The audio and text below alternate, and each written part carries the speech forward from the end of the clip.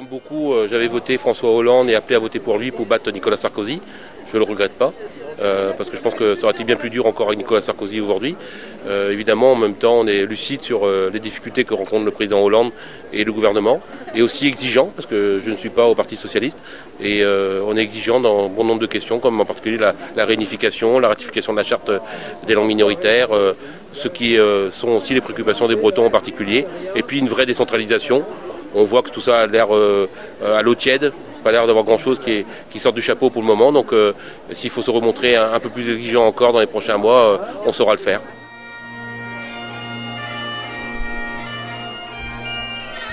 Oui, j'ai toujours été clair sur la question. Je suis hostile à la construction de l'aéroport de Notre-Dame-des-Landes. Parce que je pense que l'optimisation déjà des aéroports existants devrait permettre normalement d'absorber les flux supplémentaires des années à venir. Donc je pense que c'est une erreur et que on voit que les meilleurs aéroports, ceux qui fonctionnent le mieux, ce sont ceux qui sont adaptés aussi à la taille urbaine de leur environnement. Je vois par exemple l'aéroport de Beauvais où on voit que la taille de la ville reste la même. On n'est pas dans les constructions de mégalopoles avec des aéroports qui eux-mêmes viennent encore compléter ce dispositif. Je crois que tant qu'on n'a pas besoin de construire de nouvelles voiries, pas de construire de nouvelles structures infrastructures routières ou ferroviaires, on est dans quelque chose qui reste d'ordinaire et normal. Là, je pense qu'on est en train de passer encore dans un autre cadre qui n'est pas nécessaire. Avez-vous des commentaires sur la manière de vider la zone de ses occupants et opposants? Avez-vous des commentaires sur l'emploi de la force en nombre? C'est scandaleux.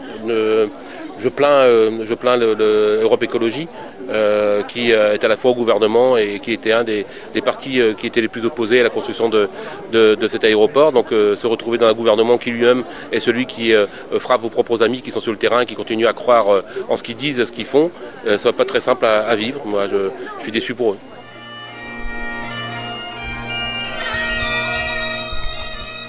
Les observateurs attendent les conclusions du projet de loi de Maryse Lebranchu. Qu'est-ce que vous en attendez? Pas grand-chose. Parce qu'on sait à l'avance, et c'est d'ailleurs les socialistes eux-mêmes qui le disent, que ce rapport sera sans aucun doute médiocre, puisqu'il n'y aura pas grand-chose dans les propositions. La Bretagne elle-même n'est pas très exigeante, elle va sans doute demander la gestion de l'eau, un peu de la culture, un petit droit à l'expérimentation, mais c'est largement insuffisant par rapport aux besoins qu'on a ici en Bretagne. Ailleurs peut-être aussi, dans d'autres régions, mais il appartiendra à chacune des régions de se déterminer sur les demandes précises qu'elles peuvent effectuer. Ici en Bretagne, en premier lieu, il fallait avoir de l'autonomie financière, parce qu'on peut réclamer toutes les compétences qu'on veut. Tant qu'on n'a pas l'argent pour pouvoir mener à bien ses objectifs, on ne fait rien. Donc quand on est dépendant à 90% de subventions et de dotations, on sait que le conseil régional ne pourra pas avancer d'un iota. Donc il faut d'abord une autonomie financière pour pouvoir tout simplement mener des actions en faveur des Bretonnes et des Bretons. Il y avait des axes forts qui auraient pu être celui de François Hollande. On n'en peut pas être déçu parce qu'il n'a jamais rien promis à ce sujet. Mais c'est vrai qu'un président Hollande élu pendant 5 ans sur un quinquennat avait toute possibilité d'avoir une politique de dévolution, une vraie dévolution telle qu'elle a pu être menée par exemple en Grande-Bretagne. On voit aujourd'hui l'Écosse, le Pays de Galles qui s'émancipe. Ça n'a pas été le cas ici en France. On reste dans les vieux carcans jacobins. Donc c'est pas une occasion manquée parce que rien ne nous avait été promis. Et je pense d'ailleurs qu'on ne peut pas attendre d'un partenaire comme un parti comme le Parti Socialiste, qui est un parti jacobin, véritablement une révolution en la matière. Ça ne dépendra que des Bretonnes et des Bretons si eux-mêmes cherchent et exigent une nouvelle décentralisation. Alors, vous parlez de parti jacobin, vous parlez de François Hollande qui n'avait rien promis, mais vous l'avez quand même soutenu au second tour de la présidentielle. Dès le premier même. Dès le premier. Dès le premier tour. Qu'est-ce qui se passe? Il y avait quand même des gens qui n'étaient pas jacobins dans cette présidentielle. Non, mais c'est pas tellement le souci de savoir d'avoir soutenu ou pas, c'est le fait de ne pas avoir voulu voir Nicolas Sarkozy président de la République une seconde fois. Donc, je veux bien entendre, mais en même temps, ça accentue la bipolarisation et le vote utile. Sans aucun doute, sur une élection comme celle-là, de toute façon l'élection présidentielle a été conçue pour ça. On a bien vu que vouloir avoir un candidat comme par exemple les Verts avec Mme Joly, tout en ayant déjà un accord préélectoral pour les législatives, c'est aussi se moquer du monde. Donc ce n'était pas nécessaire d'aller faire croire des choses lorsque les Verts eux-mêmes n'y croyaient pas eux-mêmes. Donc voilà, autant aller dire les choses clairement. L'élection présidentielle était là soit pour confirmer Nicolas Sarkozy, soit pour avoir un autre président qui aurait fait une politique un peu moins pire que celle de Nicolas Sarkozy. Moi, c'est tout simplement la chose que j'ai pu dire et que je maintiens aujourd'hui.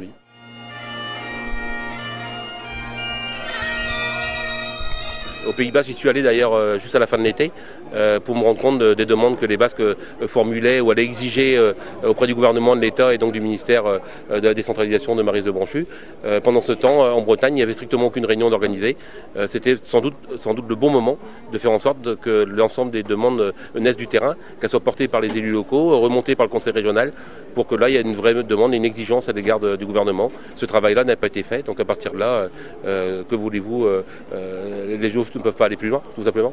Alors, puisqu'on est avec le Pays Basque, justement, il y a actuellement un débat au sein de Diwan et au sein des écoles bilingues sur la question du statut différent des écoles basques, donc des écoles par immersion de GHK, qui ont des facilités au niveau des créations d'écoles, au niveau des postes, etc. Il y a une pétition qui a été lancée par des parents d'élèves de Diwan. Quelle est votre position par rapport à ça ? Tout ce qui pourra favoriser de toute façon la langue par la création de nouvelles écoles ou la facilité d'ouverture de nouvelles classes dans les communes sera évidemment soutenu par tous ceux qui sont les défenseurs de la langue bretonne, dont je fais partie. Maintenant, je pense que c'est pas suffisant non plus. Il faut une régionalisation de l'enseignement de la langue. Il faut que ça passe par la région Bretagne et non pas par l'éducation nationale. Je pense que la vraie demande doit porter sur celle-là et être exigeant en la matière. Alors, les parents d'élèves de Diwan à Carhaix, je dois le dire, vous aiment bien parce que apparemment vous avez une politique volontariste en faveur de la langue bretonne, mais en faveur de Diwan. Alors, qu'est-ce que vous avez mis en place pour que, à la rigueur, ça puisse servir d'exemple aux autres maires ? On considère que l'école Diwan à Carhaix est une école publique communale qui porte le nom d'école publique communale Diwan, tout simplement, et qu'elle est traitée comme n'importe quelle école publique de Carhaix. On lui donne exactement les mêmes moyens pour fonctionner.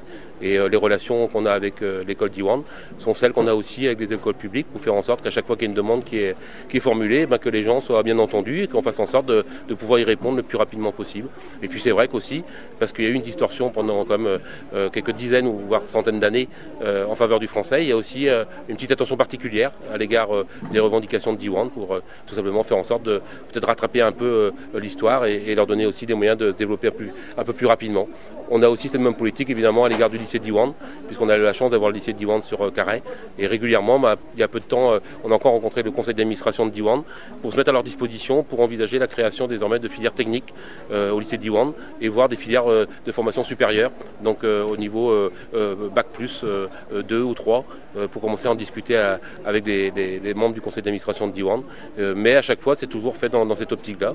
Je pense que si ce n'est pas les Bretons qui s'occupent de la question de la langue bretonne, c'est pas la région centre qui le fera à leur place.